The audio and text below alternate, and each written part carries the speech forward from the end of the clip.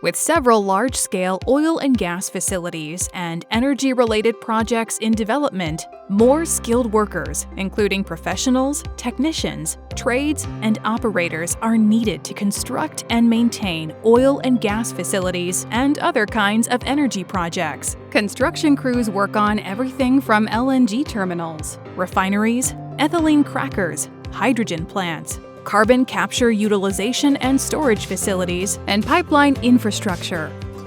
Maintenance is divided into two segments: ongoing maintenance, which supports day-to-day operations, and turnaround maintenance, which includes significant renovations, upgrades, inspections, or retrofitting.